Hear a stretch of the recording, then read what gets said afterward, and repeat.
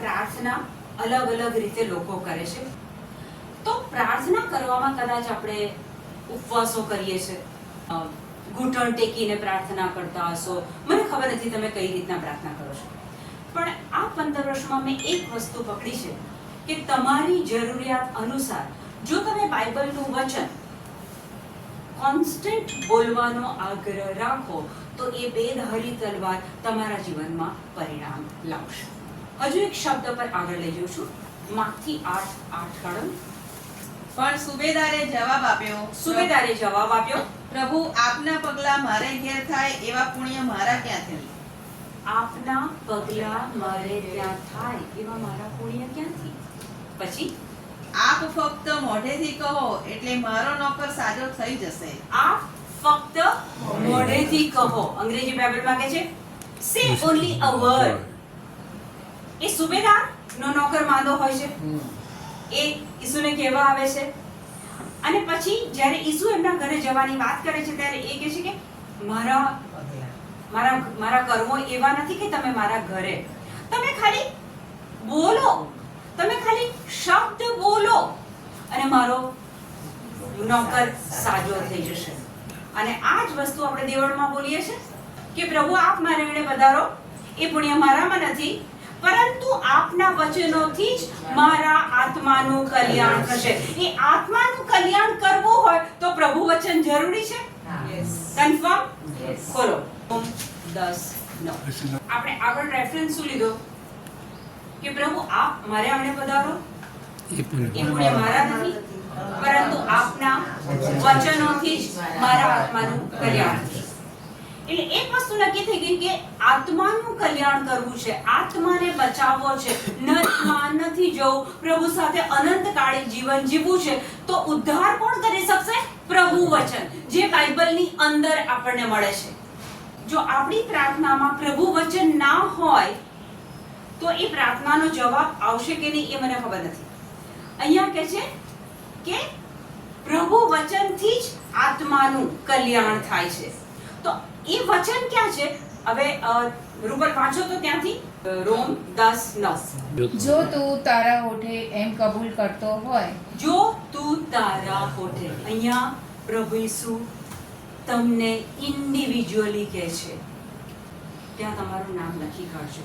પ્રભુ તમને કહે છે જો તું તારા હોઠે એમ કબૂલ કરતો હોય કે ઈસુ પ્રભુ છે, ઈસુ પ્રભુ છે, અને તારા અંતરથી એમ માનતો હોય કે, અને તારા અંતરથી એમ માનતો હોય કે તેમને ઈશ્વરે મરેલામાંથી સજીવન કર્યા હતા, તેમને ઈશ્વરે મરેલામાંથી સજીવન કર્યા હતા, તો તારો ઉદ્ધાર થશે.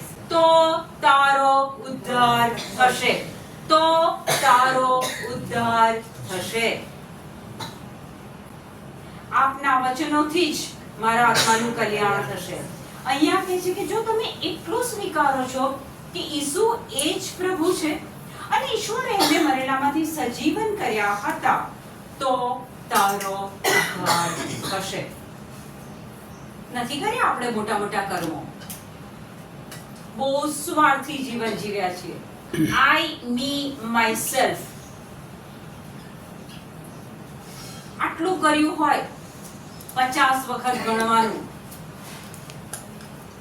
આપણા કોઈ કર્મો એવા નથી કે એની સામે ઊભા રહી શકીએ. પણ એ પ્રભુ આપણને કહે છે કે તારે મુક્તિ જોઈએ છે, તને સાજાપણું જોઈએ છે. પેલા સુબેદારને આ ભાન હતું. ઈસુ આપના પગલા મારા ઘરે ક્યાંથી? મારા એવા કોઈ કર્મ નથી, ખાલી તમે શબ્દ બોલો અને મારો નોકર સાજો થઈ જશે.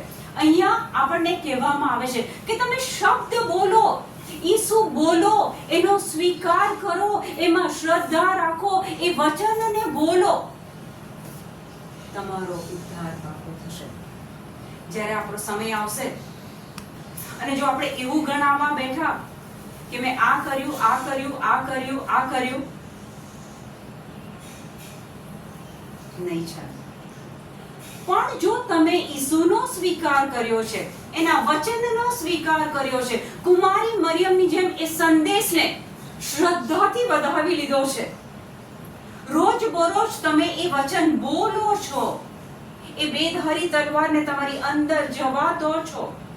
નર્યો માટીનો માનવ કશા કામનો નથી. એ શબ્દની અંદર પ્રાણ છે. જો તમે શબ્દ બોલો છો, ત્યાં ઉપર ચોક્કસ સ્વીકાર થશે. રોમ 10:9 કહે છે, જો તું તારા અંતરથી માનતો હોય ને મુખે કબૂલ કરતો હોય કે ઈસુ એ જ પ્રભુ છે ને ઈશ્વરે તેમને મરેલામાંથી સજીવન કર્યા છે, તારો ઉદ્ધાર પાકો. ભલે ને કેટલાય પાપો થઈ રહ્યા હોય.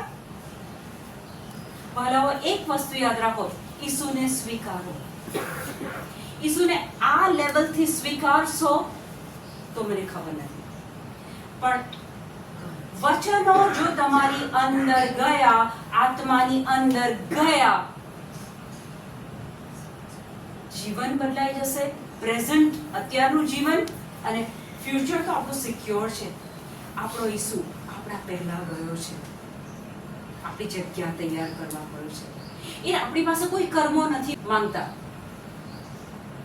આ કરો, પેલું કરો, 50 વખત આ બોલો, 100 વખત આ બોલો, ઘૂંટણે ટેકો, પદ યાત્રા કરો, આટલા દેવળોની મુલાકાત લો. ઈસુ કશું નથી માંગતા. ઈસુ કહે છે, તું મને ઓળખ. ઈસુની ઓળખાણ બાઇબલમાંથી થાય છે. એ પાનું તમને કહે છે કે ઈસુ કોણ છે. પ્રાર્થનાઓ જેમાં પ્રભુ વચન નથી, એનો જવાબ મળશે કે નહીં મને નથી, પણ ફક્ત દિવસના 10 વચન નક્કી કરો. આજથી 10 વચન રોજ એને બોલવાનો પેલું કહે કે લાઈફસ્ટાઈલ બનાવી દો, અને એ બેધારી તલવાર તમારા જીવનમાં કામ કરશે. હવે હું એમ કહું, માનો કે તમને કે આ શબ્દ એટલે ઈસુ, શબ્દ એટલે પ્રભુવાણી. આ પ્રભુવાણી એ દવા છે એવું કહું તો તમે માનો ખરા? પ્રભુ વચન એ દવા છે એવું કહું તો તમે માનો ખરા? તો પછી ખોલો મહાપ્રસ્થાન 15મો અધ્યાય 26મું વચન. તેણે કહ્યું, જો તમે તમારા ઈશ્વર પ્રભુની વાણી ધ્યાનપૂર્વક સાંભળશો અને મારી નજરમાં જે સારું હોય તે કરશો તથા મારી આજ્ઞાઓ માથે ચડાવશો અને મારા બધા નિયમોનું પાલન કરશો, તો મેં મિસરીઓ ઉપર જે રોગો મોકલ્યા હતા તેમાંનો કોઈ તમારા ઉપર મોકલીશ નહીં, કારણ હું પ્રભુ તમારા રોગ હરનાર છું. કારણ હું પ્રભુ તમારા રોગ હરનાર છું. સુભાષિતો 3:18. એને વળગી રહેનાર માટે એ સંજીવની વેલ છે. શબ્દ ઈસુને વળગી રહેનારની વાત છે. એને વળગી રહેનારની માટે એ શું છે? સંજીવની રૂપ એટલે શું? સંજીવની એટલે શું? જડીબુટ્ટી, જેનાથી સાજાપણું મળે. વચન કે છે કે ઈસુને વળગી રહેનાર, શબ્દને વળગી રહેનાર માટે એ શું છે? સંજીવની રૂપ છે. સુભાષિતો 8:18 કાઢો. શબ્દ એટલે ઈસુ, પ્રભુની વાણી એટલે ઈસુ. જો આ શબ્દને તમે પકડી રાખો છો તો હું નથી કહેતી, વચન કહે છે. હવે સાંભળો. ધન અને સન્માન મારા હાથમાં છે. ધન અને સન્માન. આજકાલ બધાને રિસ્પેક્ટ જોઈએ છે ને. વચન હું નથી કહેતી, વચન કહે છે. ફરીથી વાંચો. ધન અને સન્માન ધન. મારા હાથમાં છે. ધન, પ્રોસ્પેરિટી, ફાઇનાન્સ વચનના હાથમાં છે, ઈસુના હાથમાં છે. માન શબ્દના હાથમાં છે. આગળ વાંચો. કાયમી સંપત્તિ ને સમૃદ્ધિ હું આપું છું. કાયમની સમૃદ્ધિ. હમણાં એક નવી નોકરી મળી, એમાં પગાર સરસ છે, પછી મંદી આવી, નોકરી છૂટી ગઈ, એટલે પાછી આર્થિક સ્થિતિ બગડી. કાયમી. આઈ ડોન્ટ નો તમારા હૃદયમાં કેટલું ઊંડું જાય છે મને ખબર નથી, પણ બાઇબલનો એક શબ્દ તમે જો બોલવાની શરૂઆત કરો ને, એને સ્વીકારવાની શરૂઆત કરો ને, આ શબ્દની અંદર પ્રાણ છે. ઈશ્વરની વાણી જીવતી ને જાગતી છે. શબ્દ એટલે ઈસુ પોતે છે. પણ જ્યારે તમે શબ્દ સાથે સંકળાઓ છો ત્યારે તમારા પાપ ધોવાય છે, બીમારીઓ જાય છે, અજંપા જાય છે. શબ્દમાં એટલો પાવર છે. ઓકે, 21મું વચન એમાં વાંચો, 8:21. મારા ઉપર પ્રેમ રાખનારને હું સમૃદ્ધિ આપું છું. અગેન સમૃદ્ધિ. જે મારા પર પ્રેમ રાખે, જે વચન પર પ્રેમ રાખે, જે શબ્દ પર પ્રેમ રાખે, એને હું શું આપું છું? સમૃદ્ધિ. પૈસો કમાવા માટે માણસ દિવસ રાત એક કરી નાખે છે, ઓવર ટાઈમ કરે છે, ફેમિલી માટે સમય નથી આપતો, કારણ કે ભરણ પોષણ કરવાનું છે. વચન કહે છે કે તું મારી જોડે બેસ તો ખરો.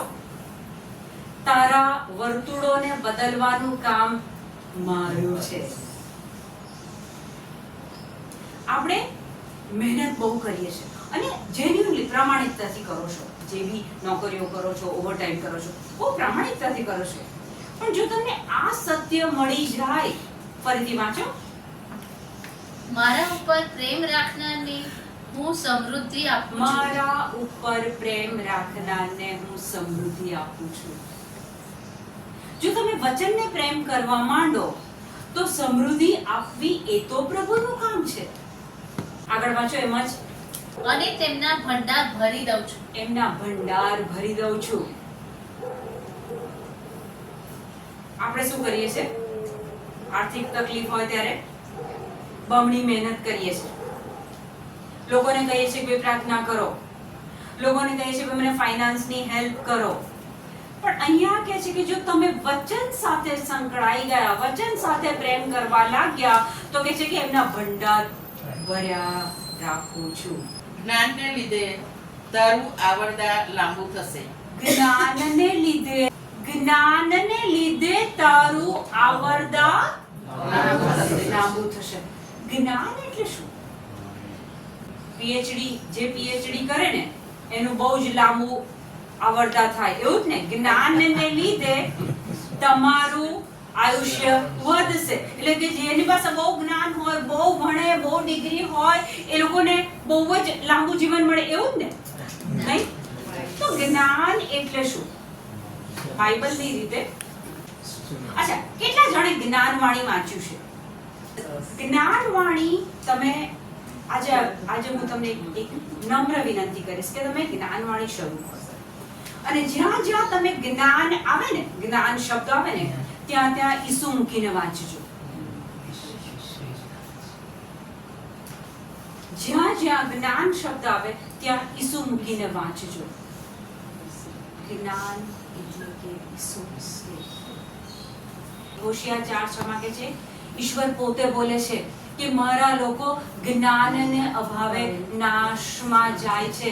ઈસુના અભાવે, શબ્દના અભાવે, પ્રભુ વચનના અભાવે નાશમાં જાય છે. હજી એકલો, સુભાષિતો 4:20. વચન એ આપણી દવા છે. હા બેટા, મારા કહ્યા ઉપર ધ્યાન આપ. બેટા, મારા કયા પર ધ્યાન આપ, અને મારી શિખામણ કાને ધર. અને મારી શિખામણ કાને ધર. તેને નજર બહાર થવા દઈશ નહીં. તેને નજર બહાર થવા દઈશ નહીં. પ્રભુ વાણીને, શબ્દને નજર બહાર થવા દઈશ નહીં. તેને તારા હૈયામાં સંગ્રહી રાખજે. તેને તારા હૈયામાં સંગ્રહી રાખજે. અહીંયા કહે છે કે તમે આ શબ્દને, આ વચનને તમારા હૈયામાં સંગ્રહી રાખજો. જે કોઈ તેનો અર્થ સમજે, જે કોઈ એનો અર્થ સમજે, તેને માટે એ સંજીવની રૂપ છે. અગેન આવ્યું, ફરીથી, એના માટે એ સંજીવની રૂપ છે.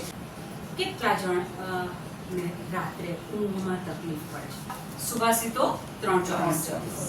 જેની પાસે વચન છે, રાત્રે દિવસે જે વચનને પ્રેમ કરે છે, શબ્દ સાથે સંકળાયેલું છે, એના માટે કે સૂતી વખતે તને કશો ડર નહીં રહે. સૂતી વખતે તને કશો ડર નહીં લાગે, અને તું મીઠી ઊંઘ લઈ શકીશ. અને તું મીઠી ઊંઘ લઈ શકીશ. કેટલા લોકો મેં સાંભળ્યું છે કે ઊંઘવા માટે એ ડોક્ટર પાસે જાય, પછી એ ડોક્ટર ઊંઘવાની ગોળી આપે અને તો જ એને ઊંઘ આવે. અને જો એક દિવસ ગોળી ના લીધી હોય તો એ આખી રાત એ વ્યક્તિને ઊંઘ ના આવે. આપની પાસે આ ગોળી છે, આ પ્રભુ વચન છે. સૂતી વખતે આને બોલો. અહીંયા આપણને લખાણમાં આપી દીધું કે તને મીઠી ઊંઘ આવશે, તને ડર નહીં લાગે. આજે સમજી શકો છો કે આ વચનો કેટલું બધું આપણને કહે છે. આ દવા છે, રાત્રે ઊંઘ આપનાર છે, પ્રોસ્પેરિટી આપનાર છે, શાંતિ આપનાર છે, અનંત જીવન આપનાર છે. અને આ ઈસુને ઓળખવો હોય તો આજથી આ બાઇબલ વાંચો. બાઇબલ વાંચવામાં કદાચ મિક્સ હેતુઓ હોય છે. બાઇબલ એક પવિત્ર પુસ્તક છે એટલે મારે વાંચવું જોઈએ. ઘણા લોકો મેં જોયા છે રેગ્યુલર બાઇબલ વાંચવાનું. કેમ? તો કે આ પવિત્ર પુસ્તક છે એટલે વાંચવાનું. બીજો હેતુ, બધા વાંચે છે એટલે મારે વાંચવાનું. કોમ્પિટિશનમાં મારે રહેવું પડે.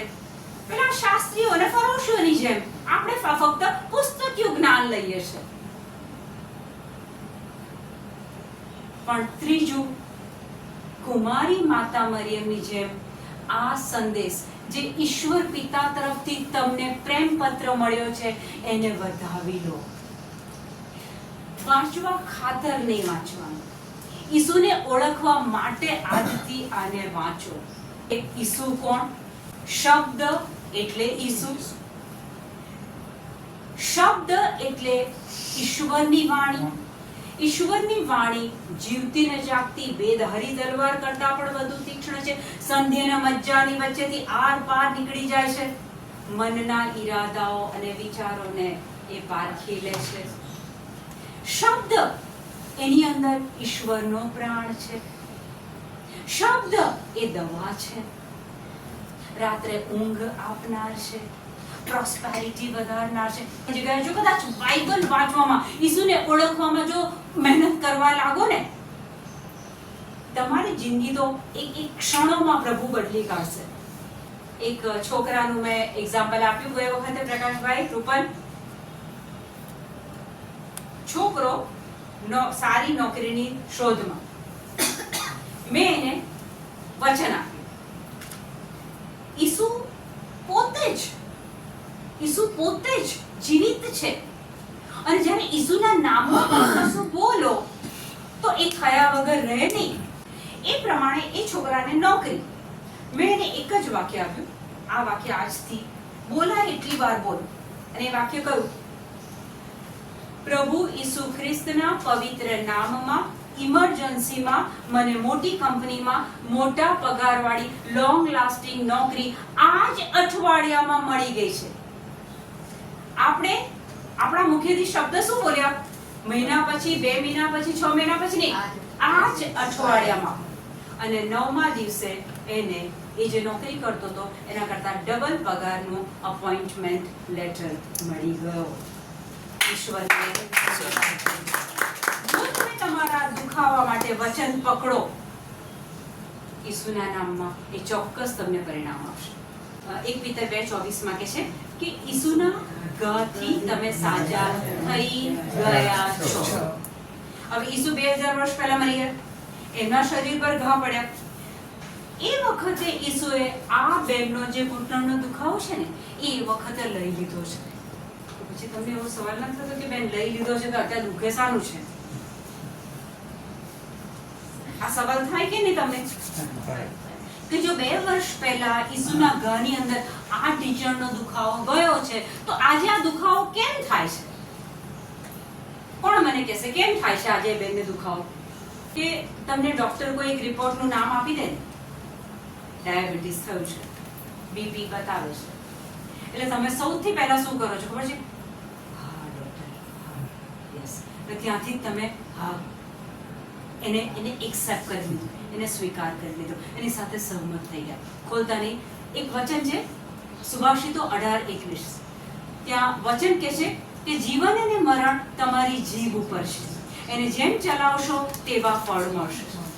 ડોક્ટરે તો તમને કીધું કે તમને ડાયાબિટીસ છે, તમે કહી દીધું કે હા, એટલે પેલો શૈતાન ફાવી ગયો. યોહાન 10:10 માં કહે છે કે ચોરી કરવા, કતલ કરવા અને નાશ કરવા આવે છે. પેલો તો આયો રિપોર્ટ લઈને, તમે એની સાથે તમારી જીભનો ઉપયોગ કરીને હા કહી દીધું, એટલે પછી ત્યાં જોર દુખાવાનું વધી ગયું. પણ એ જગ્યાએ જો તમે બોલો કે ઈસુના ઘાથી મને સાજાપણું મળી ગયું છે, ઈસુના ઘાથી મને સાજાપણું મળી ગયું છે, પ્લીઝ હાથ નહીં